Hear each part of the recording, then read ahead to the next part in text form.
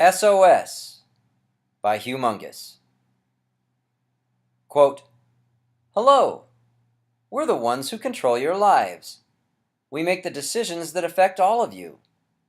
Isn't it interesting to know that those who run your lives would have the nerve to tell you about it in this manner? Suffer, you fools. We know everything you do, and we know where you go. What do you think the cameras are for?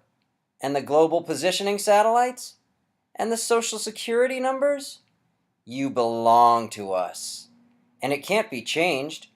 Sign your petitions, walk your picket lines, bring your lawsuits, cast your votes, and write those stupid letters to whomever you please. You won't change a thing, because we control your lives, and we have plans for you. Go back to sleep." Unquote. George Carlin, When Will Jesus Bring the Pork Chops? So, we have this free spaceship, known as Earth, that was pre-assembled when we got here. Strangely enough, we humans are hell-bent on obliterating it. Fucking insanity when you comprehend we have no backup craft should this one become unusable. We treat this planet like we've another one to escape to. Would it make sense to exit your car every time you stopped at a red light and beat on it with a sledgehammer? Obviously not, but producing plutonium, one of the most virulent substances known to man, and burying it in your basement is a fantastic idea. How long do you think Earth, being a living entity, will tolerate our attempted decimation of it? How many thermonuclear detonations can we perpetrate on it? How many species can we render extinct before this planet decides it's time to wipe us out?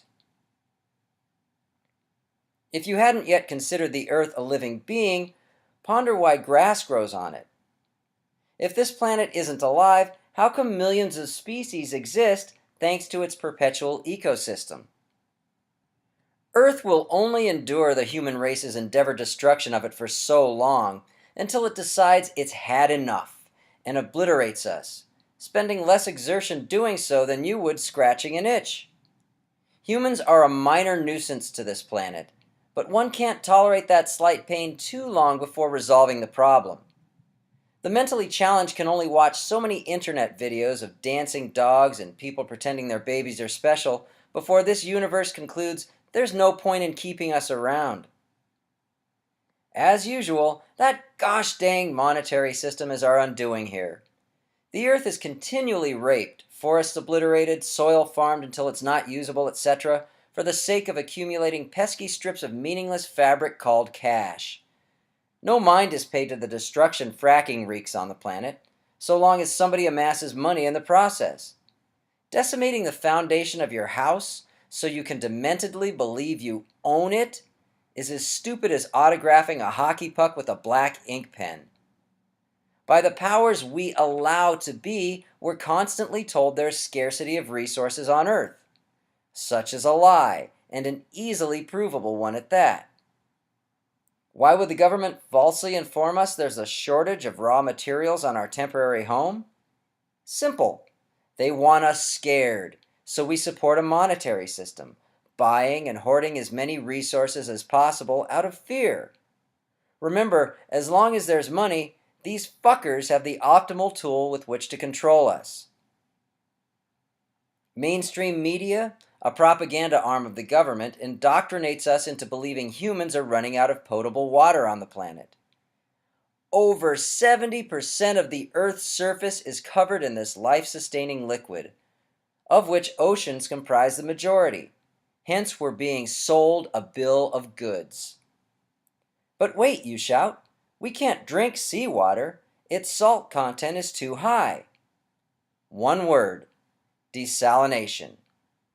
Desalination plants have existed for years. These facilities are the solution to the fake water shortage governments predict, while secretly purchasing aquifers in preparation to charge you insane fees for drinkable H2O. Asserting there's no answer to overcoming imminent water scarcity is like standing before a herd of cows informing folks, We've nothing to eat. Obviously, desalination plants transmogrifying seawater are best positioned along coastlines.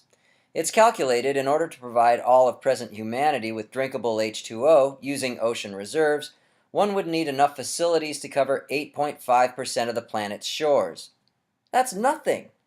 Rather than producing bombs to quote-unquote protect ourselves from enemies that don't exist, why aren't we pursuing such easily attainable goals?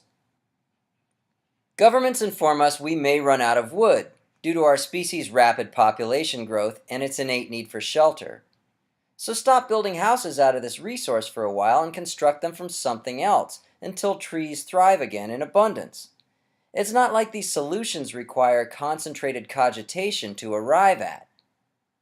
How often have you questioned why you're here? There's at least a chance you're necessary and thus what you're doing has meaning. Many mainstream scientists, paraded before the public by the powers we allow to be, would have you believe otherwise. These quote-unquote authorities, who have never been anywhere in the known universe but this planet, often assert humans on Earth are an aberration. Seems about as wrong as buying gloves for a guy with no hands. First, when somebody contends there is no higher power, have them gaze over the landscape. Ask them if they can create that terrain, let alone the whole planet and everything naturally occurring on it. Have them glance at the sun or the moon, inquiring as to whether they could produce such celestial bodies. Point to the plethora of stars viewable on a clear evening. Would those in denial of a higher force be able to make the above? Obviously not. Most people find it difficult to text without misspelling half the words. How can they possibly create a universe?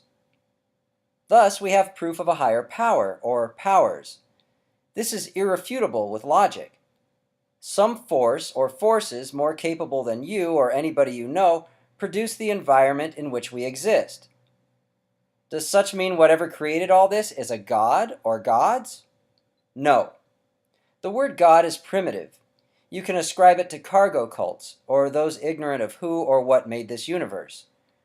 Cargo cults are archaic cultures, somehow separated from the preponderance of society, which is technologically developed.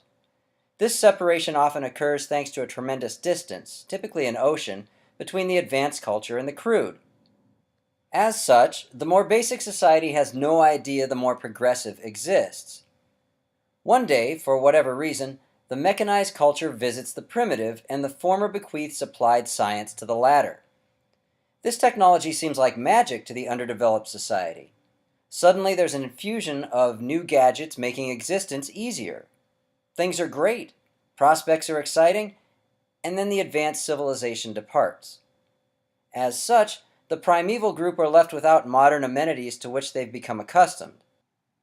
Hence, the more basic people do everything within their limited scope to bring the more advanced back.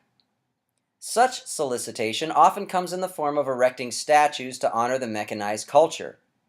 The hope here is the developed society, whom these primitives consider gods, will see the tokens of appreciation and return, bringing more gifts. An example of a cargo cult would be the John Frum sect. During World War II and for some time after, the indigenous people of Melanesia, a group of islands in the Pacific Ocean, were exposed to more modern societies. Amidst this time, Allied and Japanese forces waged their battles in the backyard of this string of atolls. As a result, copious quantities of provisions, canned food, guns, medical supplies, etc., were airdropped into this region. These goods were often shared with locals who hadn't known, let alone interacted with, more contemporary cultures. When Americans and Japanese departed, the Melanesians were left wondering where these quote-unquote gods had gone. Hence, they built sculptures in the shape of airplanes in order to woo the return of these quote-unquote deities. When viewing this universe as an immense cosmic ocean, we observe the Matryoshka, or Russian nesting doll. These hollow figurines are of the same shape, but varying in sizes. Thus, one doll fits perfectly within the previous, while another of smaller dimensions resides within it, and so on. From the viewpoint of the tiniest doll within the set, the next larger doll is all-encompassing and hence a god. However, there's another doll, bigger and more comprehensive than it. This trend continues, so long as there are larger renditions of dolls with which to surround the others. It becomes obvious humanity is adrift on a remote island known as Earth, far away from other inhabited atolls, and lacking the mental capacity to explore these archipelagos. Hence, those with the capability to travel such vast distances and reach us may be viewed in high esteem. In the Matryoshka scenario, they may be the Russian nesting doll, one size larger than our own figurine. Perhaps we even see these entities as gods. How many billions of people worship false deities? Christ, Muhammad, Yahweh, who could have been examples of technologically advanced societies visiting our archaic species here on Earth. In this universe, humanity may be a cargo cult, though most of us arrogantly choose to believe otherwise. We can hoist our versions of tributary statues, churches, crosses, effigies of Christ, etc., in the hopes our quote-unquote gods will return to save us, but why don't we take matters into our own hands? Could that be what our plight is about? Proving our species worthy of a place in this cosmic neighborhood, rather than being a suicidal, bloodthirsty menace? Currently, we possess the capacity to save our kind from extinction. In a logical society, shouldn't that be one's first concern? Hold up. Parks and Recreation is on, isn't it? Guess this whole keeping humanity, which includes you, from being annihilated thing, we'll just have to wait.